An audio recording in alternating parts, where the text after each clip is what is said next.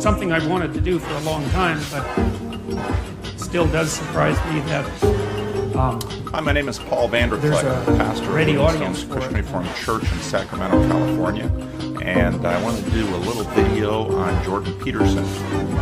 Hi, this is Paul, and this is an experiment.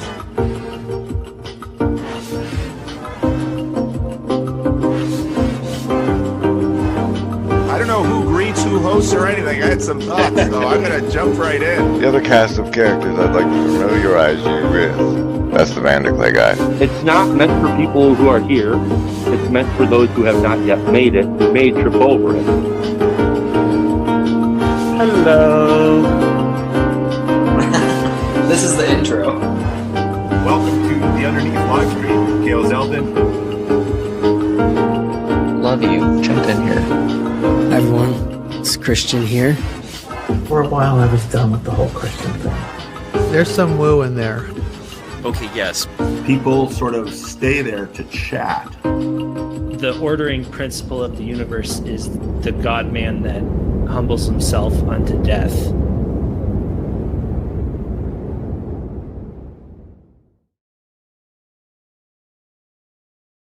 Hey there, welcome. Therefore, then, this is the Didftw stream. It's a Grimgriz stream for December 16th, 2025. People are pliable. On the thumbnail there, I'm being the Grimgriz, you being the virtually not alone, where we make bubble. You make bubble. If you're a channel member, you can type VNA : to make bubble, just like that. Just like that. Today we celebrate that we have this episode is brought to you by some hot, fresh branding from Waves, and I'm so delighted to receive it and share it with you today. But first, maybe you should have your savings throws, because we don't know what sorts of mind control he might have put in the branding.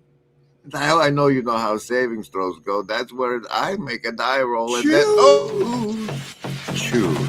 Can you focus? Choose. Can you focus? Choose. Can you focus? Choose. Can you focus? Choose. Can you focus? Choose. Can you focus? Choose. Can you focus? Choose. Can you focus? Choose. Can you focus? Survival, social, wisdom, or heart? Choose. Yes, I know they just took full damage from his new branding. But Survivalist, guess what? Half damage from here on out. That's a 14 for you. 14 for you. Socialist, on the other hand, none of the bonuses apply, because that there is a natural one for the socialist. Hard folks, great news. Great news. Another set of deuces for you. We'll talk about your bonuses in a minute. Wisdom, folks, though, pairing it up, maybe. Was it 14? Another pair of sevens? Was that the first pair of sevens? Doesn't help when you don't pay attention. Indigo Kids got a 10. Half damage for you. Half damage for the Indigo Kids. Oh, and here's this one. By the way, if you're not included and you feel like you're part of the TLC branding and you're not included in the chronology that just played this one,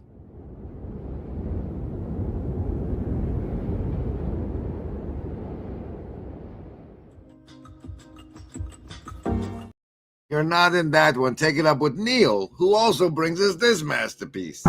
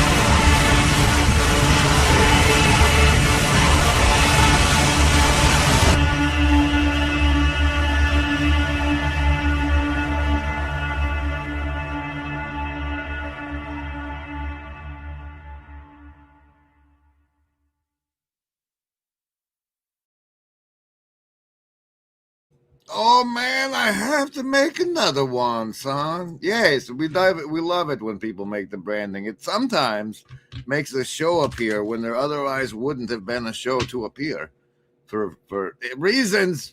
We'll do the Blue Church card of the show to bring you a little bureaucracy. Unless you're a socialist and got the natural one, normally your bonuses apply, including the replay comment bonuses. And as I journeyed around the internet today, the Blue Church card is the 7 of clubs. I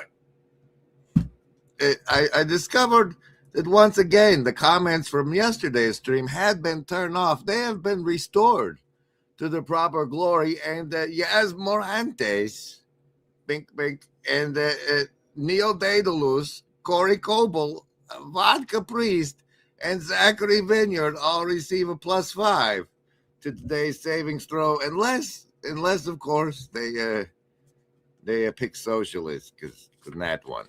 Frog can't stay in the water forever. And that's the most important thing. At some point, you have to finish the story. To finish the story, the frog has to get the golden ball. And one could say that the golden ball is actually the sun, which will come up for the new day. The frog has to get the golden ball and bring it back to the surface of the water. It must carry the most important thing, carry the seed of the new world to the princess so that it can grow. If that doesn't happen, there is no telling what else can come out of the water. If the frog stays there for too long, it will be eaten, or it will call some darker monster, because there are other things down there beside the golden ball, and the frog can tempt the Leviathan to devour it. Well. Turns out today we'll be getting pretty much straight into our People Are Pliable Didftw stream delivery on the title and the thumbnail. As you know, I'm continuing my research into what I can only lovingly refer to as Chi-Coms. Chi-Coms, The Secret History by the Professor in Beijing. Beijing casino deck card of the show is, good to see you. Good to see you. And as such, DID for the win. For the win. We discover in his secret history 6, this part here, the following. Does that make sense? Okay? So, by doing these different rituals, I can get the Pharaoh to believe he's a different person in different circumstance. So, while the Pharaoh is drugged up, the Pharaoh is dressed up as Ra, and he will take an effigy or a real person, and he will stab, lance, burn, or strangle that person to feel as though you're a virtuous hero. And also what will happen is that the Pharaoh will then be asked to be Osiris. And guess what? The person will be put in a tomb, cut up, and have sex with a prostitute, okay? Pretending to be a priest. And then Horus will be, of course, this, okay? So this is all to create trauma, which creates disassociation, which allows the priest to program the Pharaoh. Okay? Does that make sense? Slime! What? It's a river of slime! But that's not all. He goes even deeper into his love of programming and dissociative identity disorder. In his secret history 7, Death by Meritocracy, where he confesses some of his own background. Again, they know all this, okay? They know I'm an average student, and they know that I'm pushy and ambitious. And that's why Yale let me in. Because it's clear from this information that I had dissociative personality disorder. Okay, what does that mean? It means, first of all, I'm desperate. Okay? Desperate means like, if I don't get into Yale, I'll probably kill myself. I mean, if I didn't get into Yale, I would drown. I couldn't breathe. It was a life or death issue for me. They can see the desperation. They want that, okay? Second thing is, I was insecure, okay? If you're an insecure person, it means you're not happy with who you are. It means there's a void in your heart. And therefore, the way to fill the insecurity is through achievement, okay? So if I made $1 million, I wouldn't be happy. I would need to go make $2 million. If I made $10 million, I would see people around me who had $100 million. And I would be like, I need to go make $1 billion, okay? So an insecure person sees the world as a competition. And you're always achieving, okay? And that's how you succeed, okay? And the third thing is, I was not a moral person, okay? I was ready to break the rules in order to succeed, transgressive, okay? So I was not supposed to leave my poor high school and go to a rich high school. That's breaking the rules in Canada. It's not illegal, but you're not supposed to do that. And I didn't care. The principal said I couldn't do that. I said to him, screw off. I'm still gonna do it. I went to the rich high school. Everyone said to me, you're not welcome. I said, I don't care. I'm gonna get my good grades. I'm gonna get into the Ivy League. I don't need you guys, okay? So they saw the desperation, they saw the insecurity, they saw the hunger and the immorality. And this is all part of dissociative personality disorder. And that's why. We all know that there is no agency, any living gent can see doing what is right for me. Is lifting up my bro so he can grow some eyes to see that doing what is right for me increases all our agency. See, therefore, then the delivery. DID for the win, and people are pliable. Now enjoy this brainwash.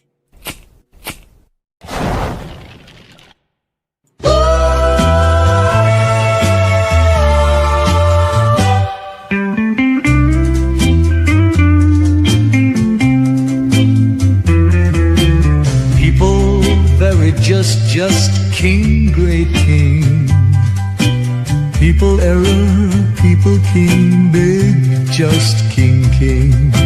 Happy, many down, many jack, king from right. Just new king, big, great, can, new, happy. The owls are not what they seem, the owls. People very just king, great king. People error, people king, big, just king, king. Happy, many down, many jack, king from right.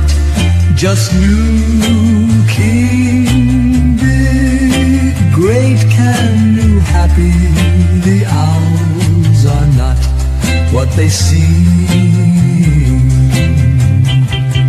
The owls are not what they seem.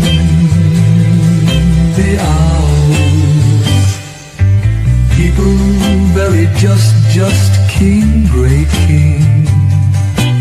People error, people king, big, just king, king. King, happy, many down, many jack, king from right. Just new king, big, great, can, new, happy. The owls are not what they seem, the owls.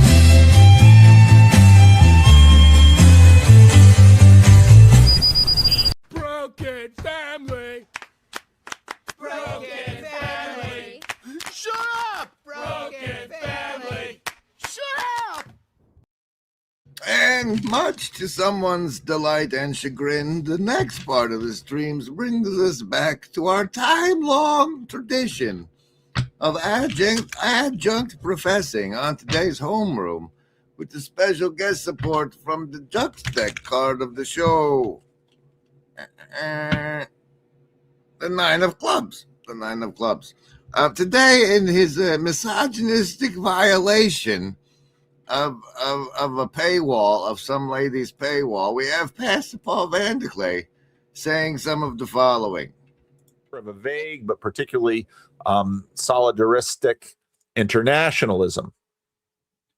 And then she basically goes to point that you've got these filter bubbles, but then you've also got tribalism. People see, this is where I'm going to sort of play with her idea a little bit, because part of the reason for the success and the softness and the point that she's making, that, boy, it's going to take something to rouse these people, is because the basic sort of your basic level of existence is within these nation states and within this broader European superstate, and the same is in the United States. Now, and that's, you were born on the farm, sort of frees people to play all kinds of other tribal games. They can be, it can be a particular ethnic group, it can be a particular religious group, it can be a particular interest group, and people are always sort of code switching between these identities here and there, and they have all these little hobbies about, well, this is the kind of thing I do, this is the kind of thing I do, this is the kind of thing I do, and but that's all built on an assumption of your refrigerator has food in it. You can afford a place to live. You have a job to go to. I mean, one of the things that you read when you read especially the Revolution. No, see, you're going off into a derailment here. But this part is the connection I'm drawing now for you is the following. In the essence, that the way we participate online is essentially you playing a video game, and the base assumption is that everybody playing the video game has food in their fridge and enough electricity and internet to get online. Then we jump to 24. We jump your derailment to when you get back to it here at 24, 22. But one of the interesting questions is what happens when AWS goes down, or the internet starts getting sketchy, or the lights go out, or prices start going up, or, then how will people coalesce? Will they sort of coalesce again in sort of a national team, or will it be a certain other kind of tribe that they tribe up with? And, how will these systems work when...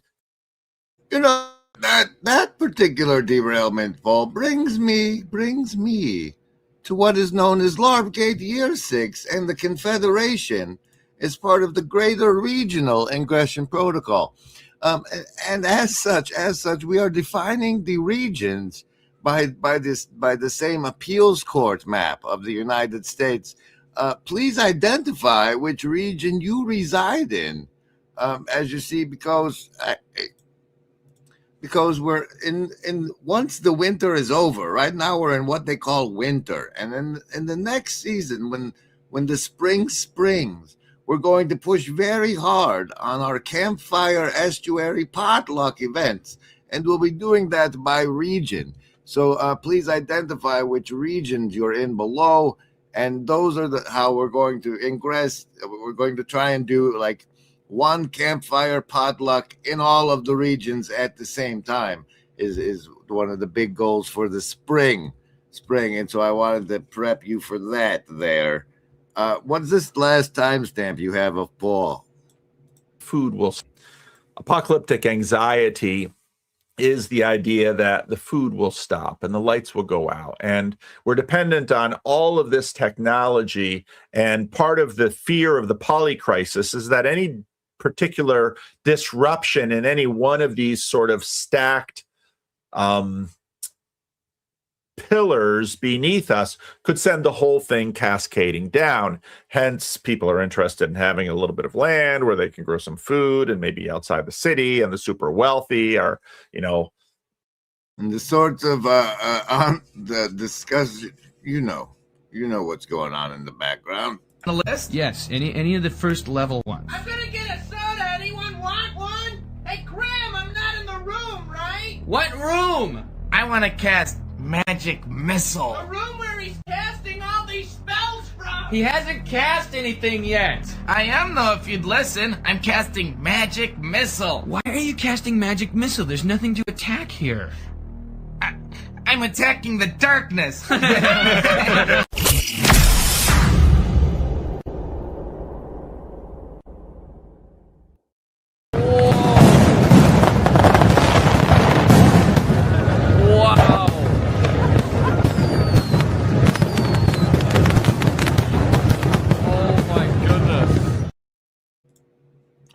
You can just do a search for a federal district map. I think you'll get it. It's the appeals court districts. There, Luigi. Okay, and finally, I have just as a sign of the time something. First of all, you have the phenomenon that exists that there's people that watch, consume together, and a maven to interpret for them as a phenomenon, as opposed to, not that we know anything about that around here, but check this out. They are something completely get the control of. Are not actually gambling. There is propaganda. Of course not. No, you're putting your money on something that has an uncertain outcome that you can't affect the control of. But that's not really gambling. I mean, are we really going to say that's gambling whenever you just put your money up on something and you could lose it or win it depending on what happens? I mean, is that really gambling? I mean, come on, guys. Going on that they are something completely different, all because they found a regulatory loophole that allows them to be gambling in states where it's not allowed. So here's just one post that expresses that. He says, Kalshi is not a gambling company. Saying so is incorrect. I assume that people calling Kalshi gambling are uninformed rather than being defamatory. Kalshi is not gaming. Now, I want to point out to that guy that most of the... All right, so these things are prediction markets. And the news, I guess, I missed. Oh, yes, it's front-loaded. I'm sorry. It's right here. Here's the part.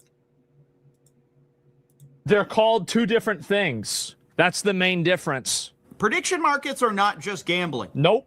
There's also a lot of insider trading too. Here's the call sheet CEO kind of explaining the goal here, which is that eventually we can gamble on everything. That's right. The long-term vision is to financialize everything and create a tradable asset out of any difference in opinion. Now understand that guy who wants to make a tradable asset out of any difference of opinion, anything you care. See, here's the relevant bit. How predictive markets, aka gambling, have now partnered with news. And that's something that will surely be regulated, right? I'm willing to bet on that, ironically. We could do a polymarket odds on CoffeeZilla being right about there not being regulation. That's a good idea. Because of this headline right here. Trump media enters prediction. Okay. So, yeah, it's not getting regulated. All right. Well, it's been fun. The point I would like to bring up to add to this, and not just to be using other people as content, is the nature of what that one fella, what they call him, Yeshua or Jesus or Christ said. That guy, he's like, verily, verily, if you put faith into it, things happen. And I ask you, what is a more crystallized version of a person's faith than placing a bet with their crystallized will and work effort and what have you as being the embodiment of the money, and then putting that, how much faith did they put into that? And what happens when people start dumping their crystallized faith into a world when they're dumping their crystallized faith from an apocalyptic worldview, suspecting that things will get worse, therefore they put their money on things getting worse, and the crystal.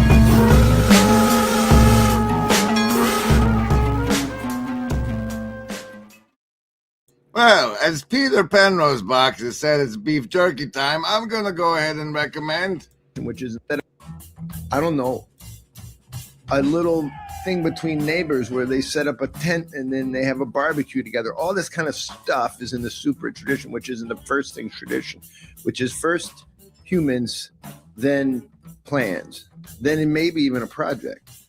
That whole thing is happening at Conrad's Jerky Company, Andrew and his family.